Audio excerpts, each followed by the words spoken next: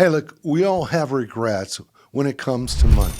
Maybe we regret spending too much on certain items, getting into credit card debt, or simply not saving enough for our financial goals.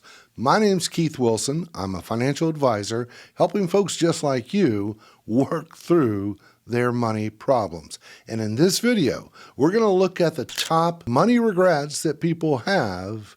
And more importantly, we're going to show you strategies on how to overcome it. Lightning strikes and then you're going to know my name. All right, so recently I came across this article from the Nerd Wallet, and it was talking about the most common regrets that people had with their money in the past year. And I'm going to throw this graphic up on the screen. We'll take a look at it, and it ranges really from not saving enough to overspending to credit card debt.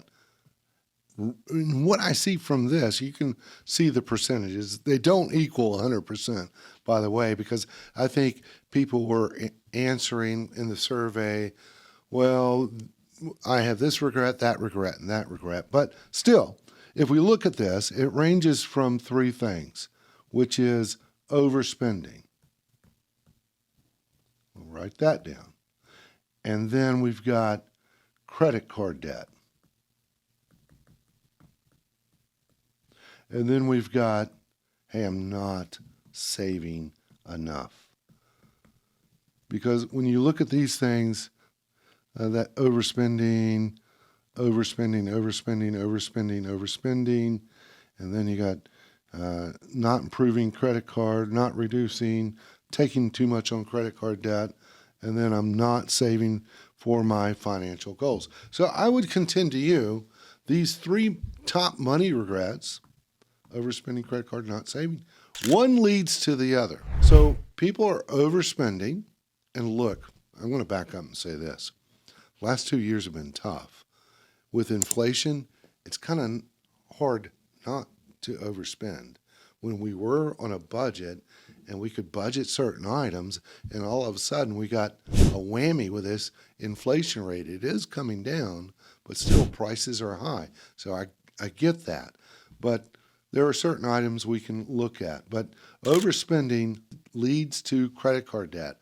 When you spend all of your paycheck and then nothing's left over, and we still got to do this and that and the other, could lead to credit card debt.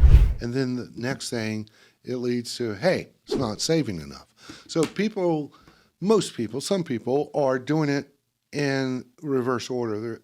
They are going to save what's left over at the end of the month. So I want to tackle this.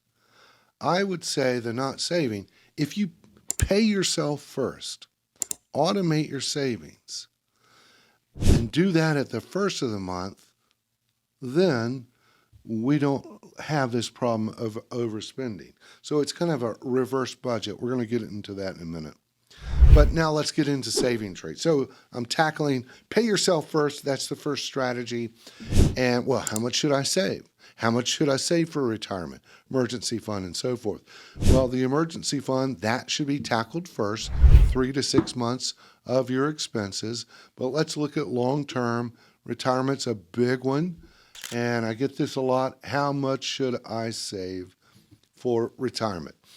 And I'm going to say this. If you made it this far in this video, you're probably interested in personal finance, financial planning, retirement planning.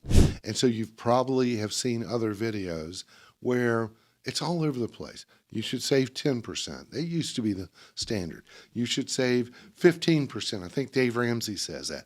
20%, 25%. Well, which one should I do?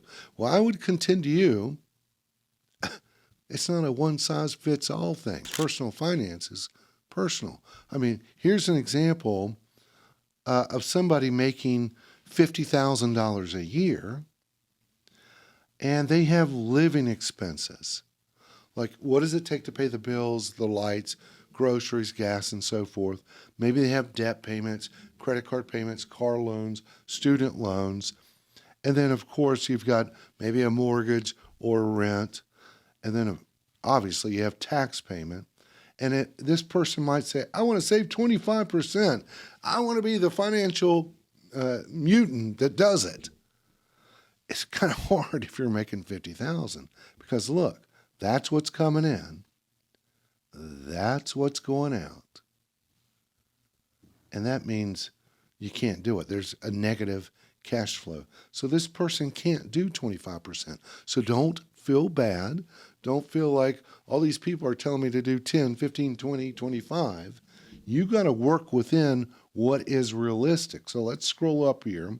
Same person making $50,000. Now we're going to use a 6% savings rate or $3,000. And they cut their living expenses down a little bit, maybe cut down on DoorDash. We still have, the rent or the mortgage. We still have tax payments. We still have debt payments and so forth. But do they make it? Yeah, barely they make it. But they can live with that realistic savings rate. So the first key is set a realistic savings rate that you can stick to. Don't feel bad when everybody else is saying 10, 15, 20, 25. Because look at this down here. When you see this positive cash flow, that's because debt has been paid off. So eventually that savings rate will go up. Now, if we look at somebody making $85,000 a year, let me move this up here. Maybe zoom in a little bit. They can do a 20% rate and save $17,000 and still have positive cash flow because their income has increased. So as your income increases, you can increase your savings rate. So first of all, pay yourself first, work with a realistic savings rate. So this gets me to the next topic, which is budget. In order to pay yourself first, we got to live within our means. In order to do that, there are several ways to look at it. Here's a couple ways. It's called the 50-30-20 rule. So 50% is for your needs. That's going to be things like, your rent or your mortgage, your taxes, insurance, groceries, food, gas, things like that. 30%, this is going to give you some leadway, 30% is towards your wants. So you can budget, hey, 30% of my income is going to be used for what I want. For me, that's golf. For others, it's shoes or whatever you want to spend it on. And then the remaining 20% of your income should go to savings and or debt. So if you do have debt, and I'm talking about stupid debt like credit card debt, car loans are not stupid debt, but things that you want to pay off, relatively quickly, allocate 20% of that towards savings and or debt. But speaking of budget, you've already got one set up for you. You don't have to create a massive spreadsheet because a lot of these banks online, they will categorize your spending. They've already calculated it for you. And if you would go online and look at those categories of your spending each month, you might be surprised. You might see, wow, man, I spent more money eating out than I did in the groceries. And so you can pare that down and work within that. All right, the next thing we want to tackle with a common money regret is credit card debt or loans, any debt that you have. How do we get out of debt? And instead of just willy-nilly going at this, maybe making minimum payments, I would kind of look into a debt reduction calculator, and you can get this online. Google Sheets has it, Excel, or whatever. Here's one I'm going to share screen. I use this one, the debt reduction calculator. It's pretty cool. All you do is you add all the debt that you have, the name of it, whatever, credit card, auto loan, student loan. You add the balances that you have, because this is a template. It's pre-done. You just add the numbers in there. and then you add the interest rate, add the payments that you're making currently. It kind of calculates the minimum payment or the interest-only payment. And let's say you said right now, even though the minimum payments are $270 a month for all of them, I'm doing $500 a month. And we're going to look at two areas. One is called the snowball effect. So you can take the snowball effect and say, I want to pay off the lowest balance first. And that gives you a sense of accomplishment. You put everything towards that lowest balance and make minimum payments on the others.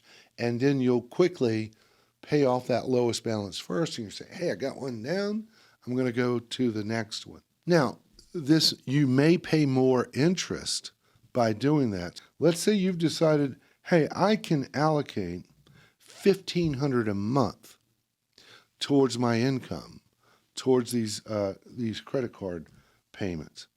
And it will calculate, hey, if you do that, in this situation, hypothetical, in August 2025, you'll be out of debt, but you would have paid $2,708.85 in interest.